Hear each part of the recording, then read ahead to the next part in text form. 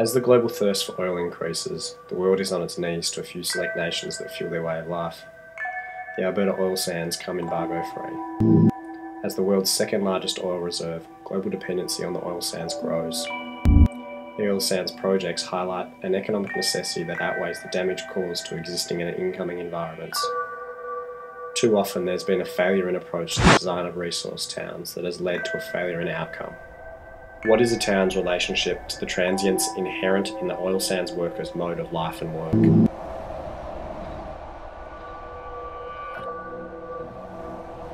At the centre of the oil sands, Fort McMurray forms a case study into the seemingly endless failure of resource towns.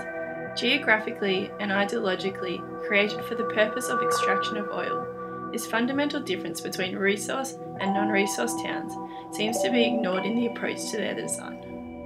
An attempt at permanence in a quantifiable, finite series of locations, with an attempt towards a conventional mode of living in a context undesirable to live, and a collection of inhabitants with purposes other than to live.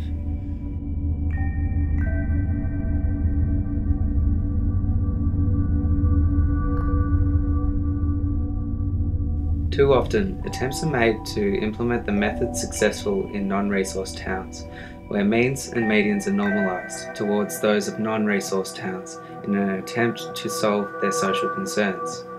However, the contemporary mode of living seems irrelevant in the place that fuels contemporary living. Resource towns can no longer be built upon an irrelevant non-resource town model. They are distinctly different. Kind of just freaking.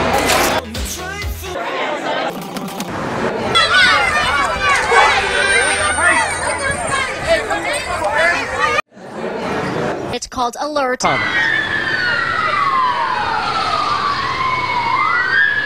Crime. A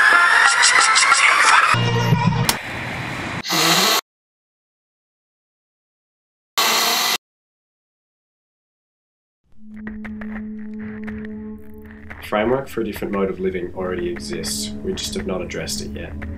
Transience is an inherent characteristic in the oil sands. What will occur if the fundamental structure of a resource town is designed for it to not become demographically normal, but exist without its associated issues?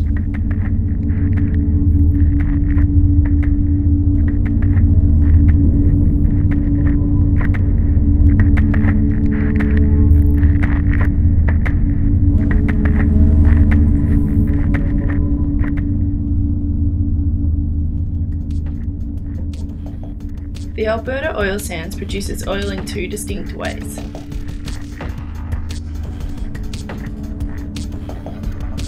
Surface mining is a decreasing trend, while underground in situ mining is scattered across the oil sands at an increasing rate. Currently, oil sands employees work on site, eat on site, sleep on site, and live at the density of their single work site. There is an attempt to provide nothing to avoid workers doing anything beyond work. The province of Alberta is the fourth largest in Canada, at 650,000 square kilometres. Its largest cities, Edmonton and Calgary, serve as Fort McMurray at the heart of the oil sands. The current oil sands leases cover 150,000 square kilometres, an area larger than mainland England. In 1967, surface mining began north of Fort McMurray. The 1980s saw the beginning of the scattering of in situ mine sites. After the year 2000, there began an exponentially increasing number of in situ sites. Today, the numerous sites proposed up to and beyond the year 2020. An incoherent trend of projected sites leads to a questioning of the feasibility of a new town directly north of Fort McMurray. A series of 20-kilometre rings are overlaid to encompass oil extraction sites. An insertion of architecture between extraction sites occur. Transient hubs generate concentration in an environment unfamiliar with congestion. Workers commute from mine sites daily to retreat to a place that is neither work nor home.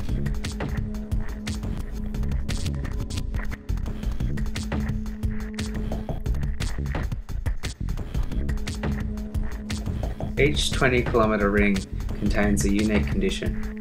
A transient hub's proximity to existing infrastructure and to the other transient hubs influences their offered program. The finite characteristics of oil sands sites causes the transient hubs to grow and shrink.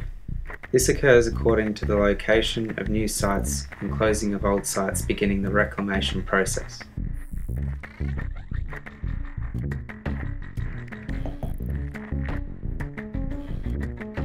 A design for an inability to predict, except that oil will inevitably be extracted. Transience's positives could hold the key to a sensitivity that resource towns lack. What is the role of an architecture that is neither public, home, nor work?